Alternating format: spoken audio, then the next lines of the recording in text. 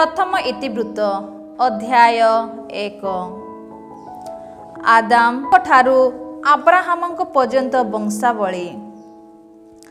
आदाम, सेत, Enos, Kenan, महालाएल, जेरेद, Enoch, मेथुसाला, Lamech, नोहा, Shem, हाम व जाफेत। जाफेतर पुत्र माने गमेर, मागेग, मादाई, जाबान, तुबाल, मेसेक व तिरास। गमेरर पुत्र माने आस्केनास, दिफात व तेरगाम। जबानर पुत्र माने एलिसा, तिर्सिस, कितिम, रेदानिम, हमार व हमार पुत्र माने कुश, इजिप्ट, पुत व कानान। कुशर पुत्र माने सेबा, हाबिला, साबता, रामा व साबतेका। राआमार पुत्र माने सेबा व देदान। कुश निम्रदर पुत्र थिले, से भूपृष्ठरे शक्तिशाली हेला। इजिप्टर लुदिम, आनामिम, लेहाबिम, नाफातुहिम, पात्रुसीम, कालासुहिम व काप्तरिम पुत्रगण थिले।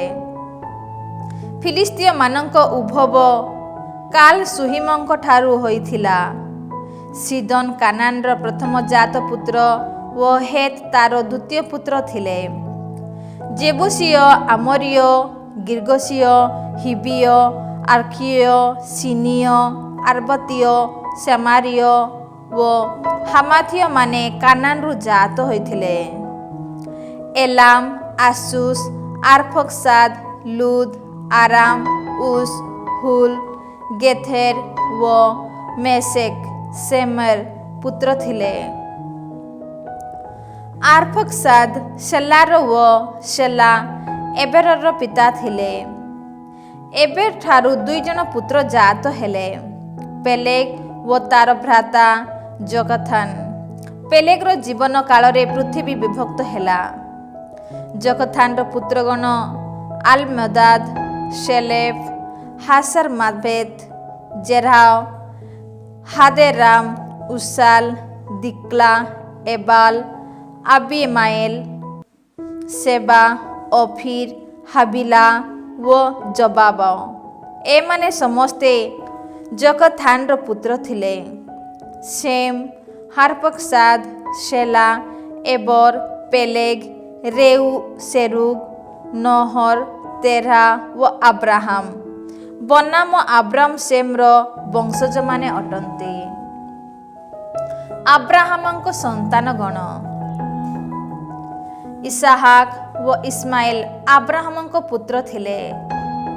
सेमानଙ୍କ वंश परंपरा नेबायात इस्माइलर प्रथम जातर पुत्र थिले। ता व्यतीत केदार, आदबेल, मिबसाम, मिसाम, दुमा, मासा, हादाद, तेमा, जेथुर, नाफिस व केदेमा मध्य इस्माइलर पुत्र थिले। एमाने समस्ते इस्माइलर पुत्र।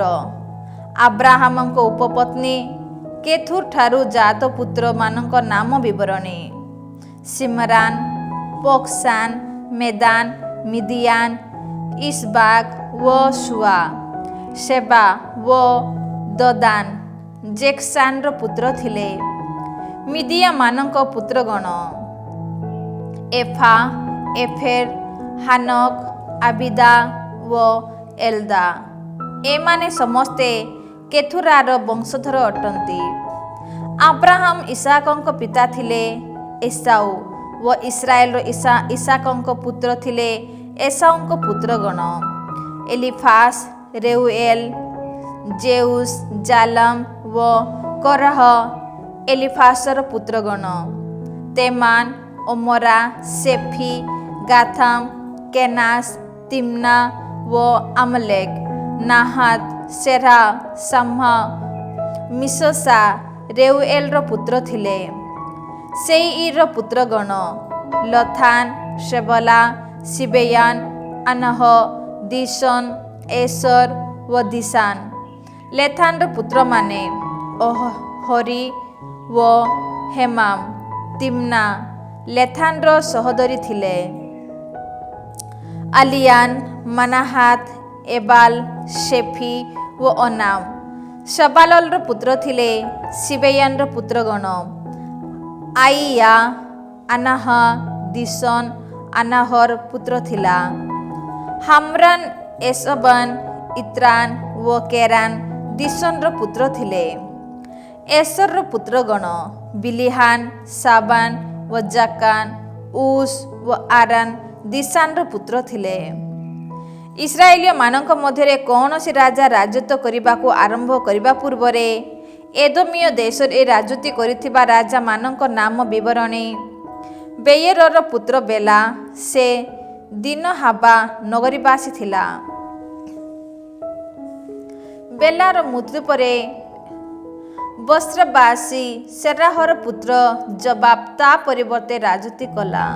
ଜବାବର ମୃତ୍ୟୁ ପରେ ତେମାନିଆ ବଂଶଜ ଲୋକମାନଙ୍କ ଦେଶବାସୀ ହୁସାମ ତା ପରିବର୍ତ୍ତେ ରାଜ୍ୟ ଶାସନର ଦାୟିତ୍ୱ ଗ୍ରହଣ କଲା।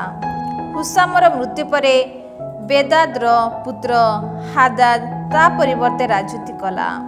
ସେ ଆବିଦ ନଗରୀବାସୀ ଥିଲା ଓ ମୋଆବ ଦେଶସ୍ଥ ମିଦିଆନୀୟମାନଙ୍କୁ ଯୁଦ୍ଧରେ ପରାଜିତ କଲା।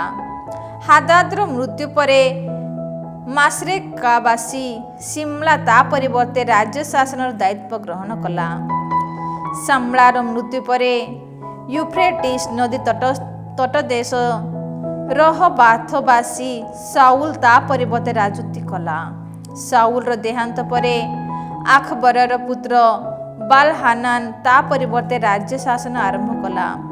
ବାଲହାନାନର ମୃତ୍ୟୁ ପରେ ହାଦାଦ ତା ପରିବର୍ତ୍ତେ ରାଜୁତି କଲା।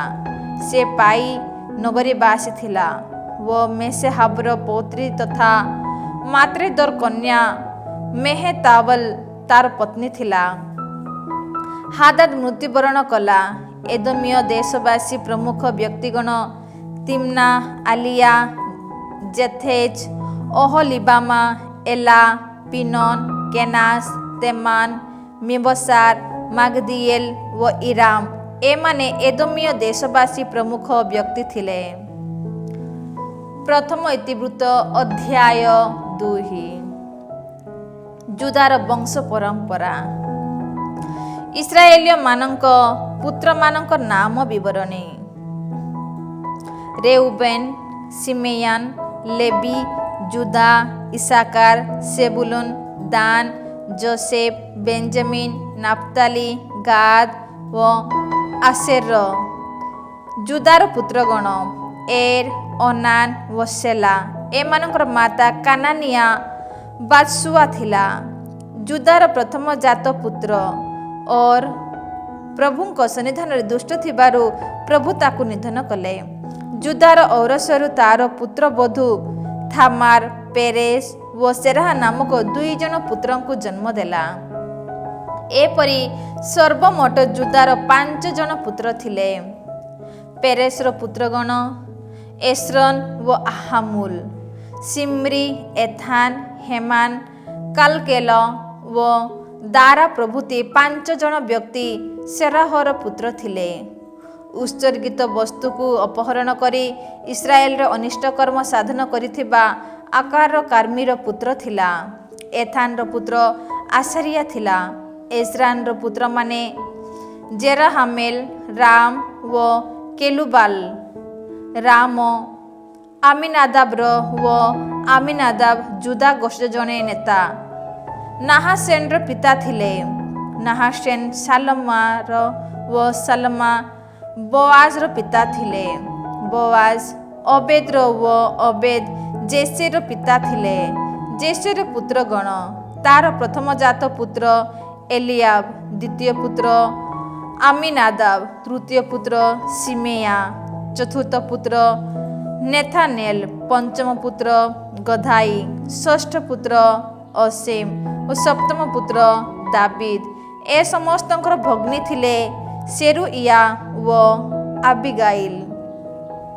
ସେରୁଇୟାର ପୁତ୍ରମାନେ ଆବିସାଇ, ଯୋଆବ ଓ ଆସାହେଲ। ଆମାସି ନାମକ ଜଣେ ପୁତ୍ରକୁ ଆବିଗାଇଲ ଜନ୍ମ ଦେଲା। ଇସମାଏଲିୟ ଜେଥେରର ଥିଲା। ଆମାସାର ପିତା ହେଜ୍ରୋନର ପୁତ୍ର କାଲେବ ଠାରୁ ତାର ପତ୍ନୀ ଆସୁବା ଜେରିୟତ ନାମକ ଜଣେ ପୁତ୍ରକୁ ଜନ୍ମ ଦେଲା। ତାର ଅନ୍ୟ ପୁତ୍ରମାନେ ଜେସେର, ସେବାବ ଓ ଆରବନ। ଆସୁବାର ମୃତ୍ୟୁ ପରେ କାଲେବ ଏଫ୍ରାତ ସହ ବିବାହିତ ହେଲା ଓ ସେ ହୁର ନାମକ ଜଣେ ପୁତ୍ରକୁ ଜନ୍ମ ଦେଲା। ହୁର ଉରିର ଓ ଉରି ବେସଲେଲର ପିତା ଥିଲା। ହେଜ୍ରୋନ ନିଜ 60 ବର୍ଷ ବୟସରେ ମାଖିରର କନ୍ୟାକୁ ବିବାହ କଲା।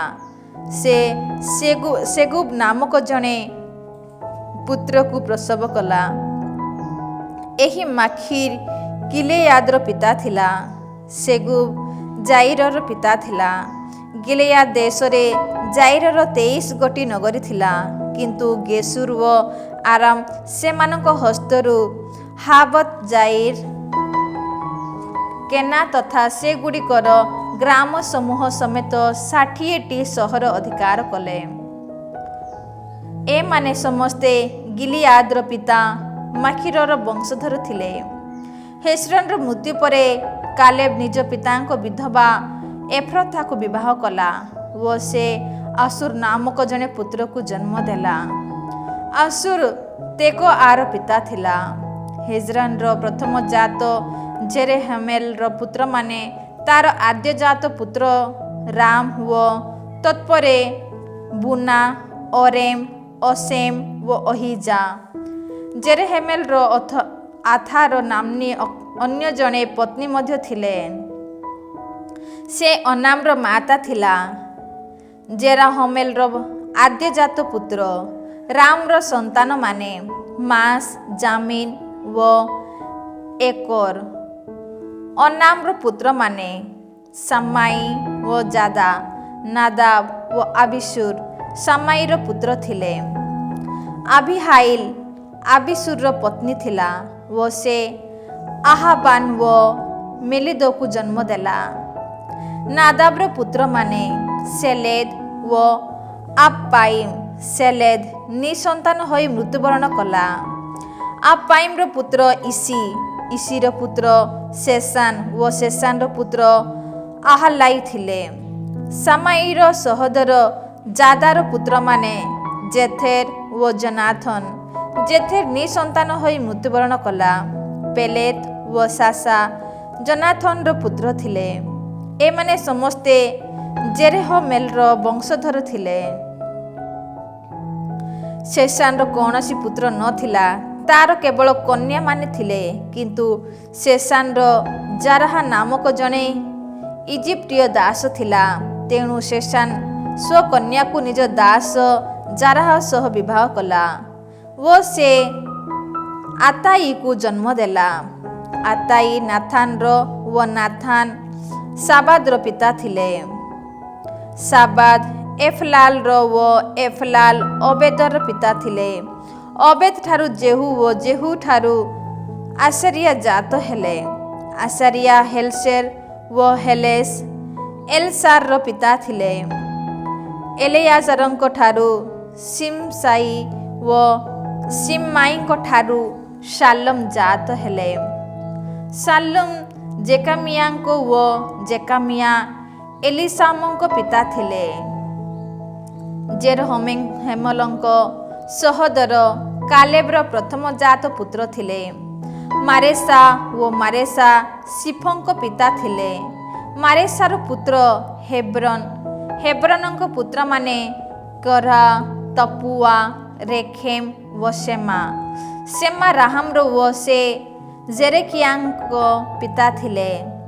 ରେଖେମ ସାମାଇର ପିତା ଥିଲେ। ସାମାଇର ପୁତ୍ର ମୱାନ ଓ ବେଥୁସୋର। ମାଓନଙ୍କ ପୁତ୍ର ଥିଲେ। କାଲେବ ଠାରୁ ତାର ଉପପତ୍ନୀ ଏଫା, ହାରାନ, ମୋସା ଓ ଗାସିସଙ୍କୁ ଜନ୍ମ ଦେଲା। ହାରାନ ଗାସିସର ପିତା ଥିଲେ। ଯାହାଦାଇର ପୁତ୍ରମାନେ ଥିଲେ ରେଜେମ, ଜଥାମ, ଗେସନ, ପେଲେତ, ଏଫା ଓ ସାଫ। ସେବେର ତିରହାନାକୁ କାଲେବର ଉପପତ୍ନୀ ମାକା ଜନ୍ମ ଦେଲା। ମାଦମାନାର ପିତା ସାଫ ଏବଂ ମାଖବେନା ଓ ଗିବେୟାର ପିତା ସେବାକୁ ମଧ୍ୟ ମାକା ଜନ୍ମ ଦେଲା। କାଲେବର କନ୍ୟା ଥିଲା ଆଖସା। ଏମାନେ ସମସ୍ତେ କାଲେବଙ୍କ ବଂଶଧର। ଏଫ୍ରାଥାର ପ୍ରଥମଜାତ ପୁତ୍ର ହୁରର ସନ୍ତାନମାନେ ଥିଲେ କିରିୟାତ ଜେୟାରିମର ପିତା ଶେବାଲ, ବେଥଲେହେମର ପିତା ସାଲା ଓ ବେଥ ଗାଦେରର ପିତା ହାରୋଏ ଓ ମେନୁହତର ଅର୍ଦ୍ଧକୂଳ ମଧ୍ୟ କିରିୟାତ ଜେରିୟମର ପିତା ଶବାଲର ବଂଶଧର ଥିଲେ। ଇତ୍ରୀୟ, ପୁର୍ତୀୟ, ସୁମାତାୟ ଓ ମିଶ୍ରାୟୀୟମାନେ କିରିୟାତ ଜେରାମିୟର କୁଳ ସମୂହଭୁକ୍ତ ଥିଲେ। ଏମାନଙ୍କ ମଧ୍ୟରୁ ସେରାତୀୟ ଓ ଏଶତୀୟ ଅଲୀୟମାନଙ୍କ ଜନ୍ମ ହେଲା। ବେଥଲେହେମ ନେତାପତୀୟମାନେ ଅତ୍ରତ, ବେତ୍‌ଜୋଆବ, ମନାହତୀୟ ଅର୍ଦ୍ଧକୂଳ ଓ ଅସରୀୟମାନେ ସାଲମା ବଂଶଜ ଜାବେଶଠାରେ ବାସ କରିଥିବା ଧର୍ମଶାସ୍ତ୍ରୀମାନେ। ତିରାତୀୟ, ସିମେୟାତୀୟ ଓ ସୁକାତୀୟ ବ୍ୟକ୍ତିଗଣ। ଏମାନେ ସମସ୍ତେ ରେକାବର ବଂଶଜ ହାମାମ ଠାରୁ ଜାତ କେନନୀୟମାନେ ଥିଲେ। ପ୍ରଥମ ଇତିବୃତ୍ତ ଅଧ୍ୟାୟ 3 ଦାବିଦଙ୍କ ବଂଶ ପରମ୍ପରା। ହେବ୍ରୋନର ଦାବିଦଙ୍କ ଔରସରୁ ଜାତ ପୁତ୍ରମାନେ ତାଙ୍କର ପ୍ରଥମ ଜାତ ପୁତ୍ର ଆମନୋନ ଜେସ୍ରେଲୀୟ ଆହିନୋଆମଠାରୁ ଜନ୍ମ ହେଲା। ଦ୍ୱିତୀୟ ପୁତ୍ର ଦାନିଏଲ କାର୍ମେଲୀୟ ଆବିଗାଇଲଠାରୁ ଜାତ ହେଲା। ତୃତୀୟ ପୁତ୍ର ଆବସଲୋମ ଗେଶୁରର ରାଜା ତାଲମାଇର କନ୍ୟା ମାକାଠାରୁ ଜାତ ହେଲା। ଆଗିତ ଥିଲା ଚତୁର୍ଥ ପୁତ୍ର। ଆଦୋନିଜାର ମାତା ପଞ୍ଚମ ପୁତ୍ର। ସେଫାଥିୟାକୁ ଆବିଥାଲ ଜନ୍ମ ଦେଲା। ତାଙ୍କର ପତ୍ନୀ ଏଗଲାଠାରୁ ଷଷ୍ଠ ପୁତ୍ର ଇତ୍ରୟାମା ଜାତ ହେଲା। ଏହିପରି ଭାବେ ହେବ୍ରୋନରେ ତାଙ୍କର 6 ଜଣ ପୁତ୍ର ଜନ୍ମ ହେଲେ ଓ ସେଠାରେ 7 ବର୍ଷ ତଥା 6 ମାସ ଓ ଜେରୁସାଲେମରେ 33 ବର୍ଷ ରାଜତ୍ୱ କଲେ। ଜେରୁସାଲେମରେ ତାଙ୍କଠାରୁ ଜାତ ପୁତ୍ରମାନେ ସିମେୟା, ଜୋବାବ, ନାଥାନ, ସଲୋମନ ପ୍ରଭୃତି 4 ଜଣ ପୁତ୍ର ଆମିଏଲର କନ୍ୟା ବାତ୍‌ସୁଆଠାରେ ଜାତ ହେଲେ।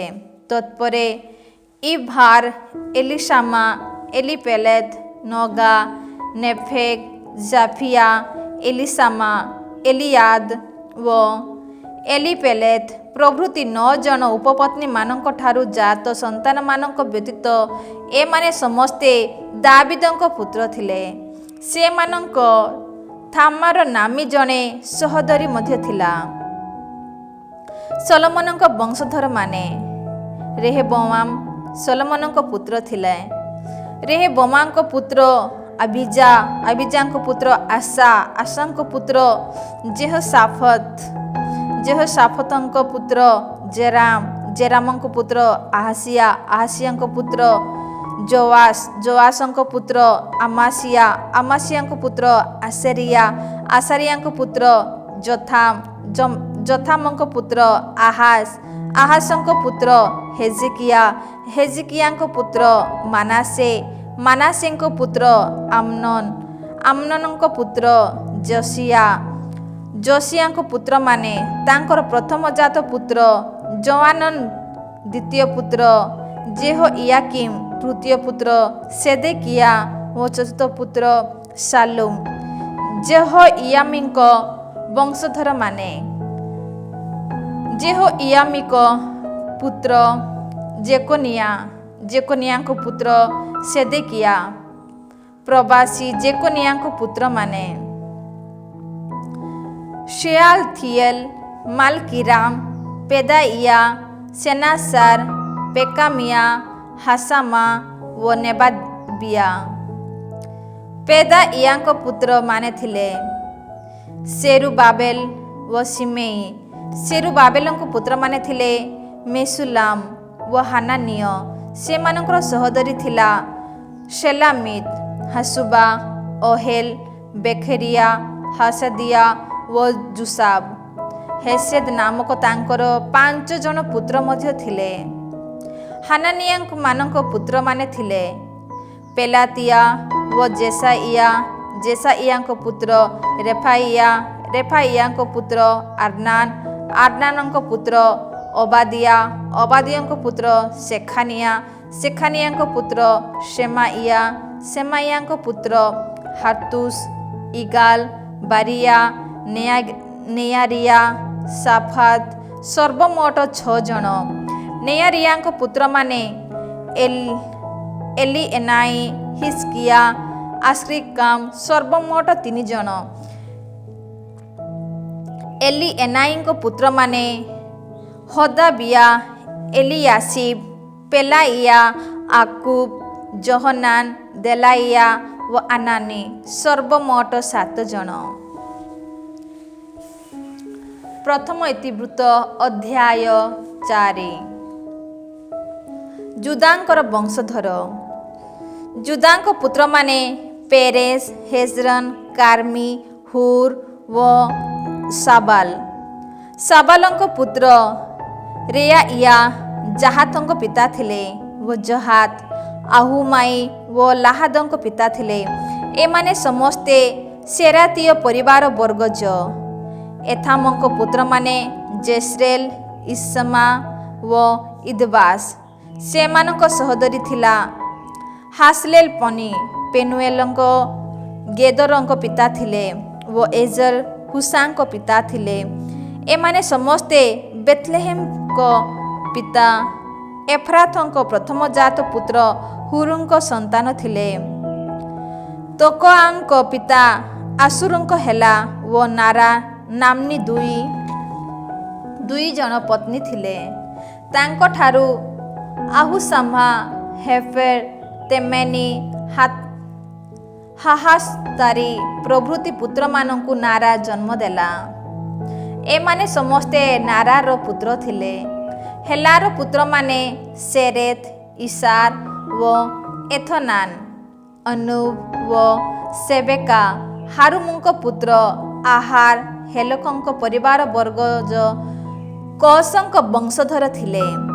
ଜାବେଶ ନିଜ ଭ୍ରାତାମାନଙ୍କ ଅପେକ୍ଷା ଅଧିକ ସମ୍ମାନଆସ୍ପଦ ବ୍ୟକ୍ତି ଥିଲେ।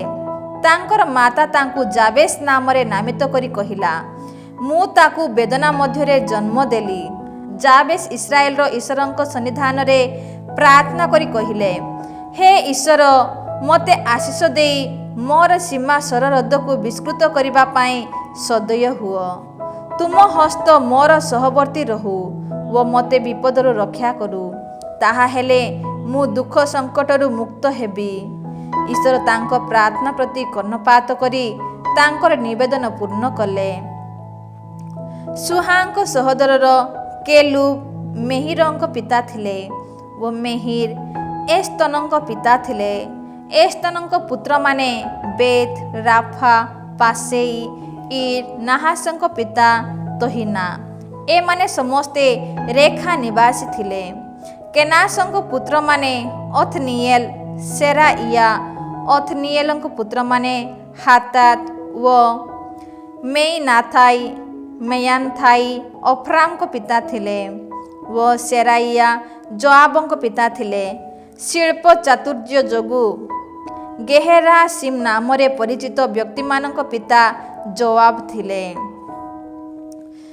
ସେଫୁନଙ୍କ ପୁତ୍ର କାଲେବଙ୍କ ପୁତ୍ରମାନେ ଥିଲେ ଇରୁ, ଏଲା, ନାମ, କେନାସ। ଏଲାଙ୍କଠାରୁ ଜାତ ହେଲେ। ଜେହାଲେଲଙ୍କ ପୁତ୍ରମାନେ ସିଫ, ସିଫା, ତିରିଆ, ଆସରେଲ। ଏଜରାଙ୍କ ପୁତ୍ରମାନେ ଜେଥେର, ମେରେଦ, ଏଫୋର ଓ ଜଲେନ। ମେରେଦ ଫେରାଓଙ୍କ କନ୍ୟା ବିଥିଆକୁ ବିବାହ କଲେ ଓ ତାଙ୍କଠାରୁ ମିରିୟାମ, ସାମ୍ମାଇ। ଏସ୍ତମାଙ୍କ ପିତା ଇସବାଙ୍କୁ ବିଥିଆ ଜନ୍ମ ଦେଲା। ଜେରେଦଙ୍କ ଜୁଦା ଗୋଷ୍ଠୀର ଜଣେ ପତ୍ନୀ ମଧ୍ୟ ଥିଲା ଓ ସେ ଗେଦେରଙ୍କ ପିତା ଜେରେଦ, ସେକାଙ୍କ ପିତା ହେବେର ଓ ସେନାଙ୍କ ପିତା ଜେକୁଥିଏଲଙ୍କୁ ଜନ୍ମ ଦେଲା। ନାହାମଙ୍କ ସହୋଦରୀ ସହ ହେଦିଆ ବିବାହିତ ହେଲେ ଓ ଗାର୍ମିୟ କେଇଲାଙ୍କ ପିତୃପୁରୁଷ ଗଣ ଓ ମାକାତୀୟ ଏସ୍ତମାଓ ଏହାର ପୁତ୍ରମାନେ ଥିଲେ। ସିମୋନଙ୍କ ପୁତ୍ରମାନେ ଆମନୋନ, ରିନା, ବେନ୍, ହାନାନ ଓ ତିଲନ। ଇସିଙ୍କ ପୁତ୍ରମାନେ ସହେତ ଓ ବେନ୍ ସାହେତ। ଜୁଦାଙ୍କ ପୁତ୍ର ଶେଲାଙ୍କ ସନ୍ତାନମାନେ ଲେଖାଙ୍କ ପିତା ଏର, ମାର୍ସେଙ୍କ ପିତା ଲାଦା ଓ ବେତ। ଆସବୀୟବାସୀମାନେ ବସ୍ତ୍ର ବୁଣାଳୀମାନଙ୍କ କୁଟୁମ୍ବ ସମୂହ। ଯୋକିମ୍ କୋସେବା ନିବାସୀମାନେ ଯୋଆସ ଓ ମୋଆବ ଉପରେ ରାଜୁତି କଲାପରେ ଲେହମକୁ ଫେରି ଯାଇଥିବା ସାରଫା ଏହି ଲେଖା ପ୍ରାଚୀନ ଅଟେ। ଏମାନେ ନେଥାଇମ୍ ତଥା ଗେଦେରା ଦେଶମାନଙ୍କରେ ଅବସ୍ଥାନ କରିଥିବା କୁମ୍ଭାର ଥିଲେ। ସେମାନେ ରାଜାଙ୍କ ସକାଶେ କାର୍ଯ୍ୟ କରି ସେଠାରେ ଅବସ୍ଥାନ କରିଥିଲେ। ସିମେୟନଙ୍କ ବଂଶଧର। ସିମିୟନଙ୍କ ପୁତ୍ରମାନେ ନେମୁଏଲ, ଜାମିନ, ଜାରିବ, ସେରା, ସାଉଲ, ସାଲମ ତାଙ୍କର ପୁତ୍ର ଥିଲେ।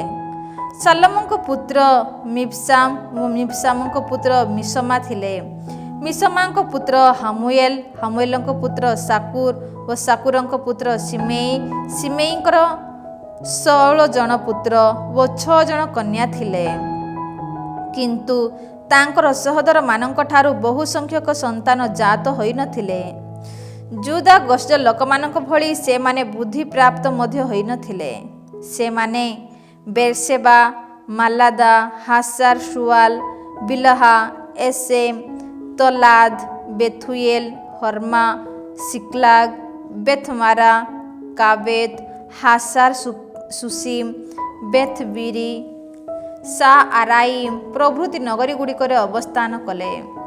ଦାବିଦଙ୍କ ରାଜତ୍ୱ କାଳ ପର୍ଯ୍ୟନ୍ତ ଏ ସମସ୍ତ ସେମାନଙ୍କ ନଗରୀ ଥିଲା। ଏଥାମ, ଆଇନ, ରିମନ, ତେଖନ, ଆସାନ ପ୍ରଭୃତି 5ଟି ନଗରୀ ସେଗୁଡ଼ିକର ନିକଟବର୍ତ୍ତୀ ବାଲ ପର୍ଯ୍ୟନ୍ତ ବ୍ୟାପ୍ତ ଗ୍ରାମ ଅଞ୍ଚଳ ସମୂହ ମଧ୍ୟ ସେମାନଙ୍କ ଅଧୀନରେ ଥିଲା। ଏ ସମସ୍ତ ସେମାନଙ୍କ ବାସସ୍ଥଳୀ ଥିଲା। ସେମାନେ ନିଜର ବଂଶାବଳୀ ସମ୍ପର୍କୀୟ ଲେଖାକୁ ଲିପିବଦ୍ଧ କରି ରଖିଲେ। ମେସାବାବ, ଜାମଲେକ, ଆମାସିଆଙ୍କ ପୁତ୍ର ଯୋଶା, ଯୋଏଲ, ଆସିଏଲଙ୍କ ଅଣନାତି ଓ ସେରାଇୟାଙ୍କ ନାତି ଜେସବିୟାଙ୍କ ପୁତ୍ର ଜେହୁ, ଏଲଇୟନାଇ, ଯାକବ, ଜେହୋସିୟା, ଆସାଇୟା, ଆଦିଏଲ, ଜେସିମିଏଲ, ବେନାଇୟା, ସେମାଇୟାଙ୍କ ପୁତ୍ର ସିମ୍ରି, ଯାହାଙ୍କଠାରୁ ଜାତ ଜେଦାଇୟା ଆଲୋନଙ୍କ ପିତା ଥିଲେ, ଏବଂ ଆଲୋନଙ୍କ ପୌତ୍ର ତଥା ସିଫଙ୍କ ପୁତ୍ର ସିସା ଥିଲେ। ଏମାନେ ସମସ୍ତେ ନିଜ ନିଜ କୁଳରୁ କୁଳାଧିପତି ଥିଲେ ଏବଂ ସେମାନଙ୍କ ପୈତୃକ ବଂଶ ସଂଖ୍ୟାଧିକ ଭାବେ ପରିବର୍ଦ୍ଧିତ ହେଲେ। ନିଜର ମେଷପଲ ସମୂହ ପାଇଁ ଆବଶ୍ୟକ ଚାରଣଭୂମିର ସନ୍ଧାନାର୍ଥେ ସେମାନେ ଉପତ୍ୟକାର ପୂର୍ବ ଦିଗସ୍ଥ ଗେଦରର ପ୍ରବେଶ ପଥକୁ ଯାତ୍ରା କଲେ। ସେମାନେ ସେଠାରେ ଉତ୍ତମ ତଥା ସମୃଦ୍ଧ ଚାରଣଭୂମିର ସନ୍ଧାନ ପାଇଲେ। ଦେଶଟି ପ୍ରକାଣ୍ଡ, ସ୍ଥିର ତଥା ପ୍ରଶାନ୍ତ ଥିଲା। ସେ ସ୍ଥାନର ପୂର୍ବ ନିବାସୀମାନେ ହାମ ବଂଶଜ ଲୋକ ଥିଲେ। ସିମେନୀୟମାନେ ନାମା ଅନୁକ୍ରମେ ତାଲିକାଭୁକ୍ତ ହୋଇ ଜୁଦାର ରାଜା ହେଜେକିୟାଙ୍କ ଅମଳରେ ମେଉନୀୟମାନଙ୍କୁ ତଥା ସେମାନଙ୍କ ତମ୍ବୁ ସମୂହକୁ ଆକ୍ରମଣ କରି ବିନାଶ କଲେ ଏବଂ ସେଠାରେ ନିଜର ପଶୁପଲ ପାଇଁ ଆବଶ୍ୟକ ଚାରଣ ଭୂମିର ସନ୍ଧାନ ପାଇବା ଯୋଗୁଁ ସେଠାରେ ଅବସ୍ଥାନ କଲେ। ଇଫିମଙ୍କ ପୁତ୍ରଗଣ ପେଲାତିଆ, ନିଆରିଆ, ରେଫାଇୟା, ଉସିସିଏଲଙ୍କ ନେତୃତ୍ୱରେ ସିମେନୀୟ ଗୋଷ୍ଠୀ ଅନ୍ତର୍ଭୁକ୍ତ 500 ବ୍ୟକ୍ତି ସେଇର ପର୍ବତ ପର୍ଯ୍ୟନ୍ତ ଯାତ୍ରା କଲେ। ସେମାନେ ସେଠାରେ ଅବଶିଷ୍ଟ ରହିଥିବା ଆମଲେକୀୟମାନଙ୍କୁ ସଂହାର କରି ଅବସ୍ଥାନ କଲେ। ସେମାନେ ଅତ୍ୟାବଧି ସେଠାରେ ବାସ କରୁଛନ୍ତି।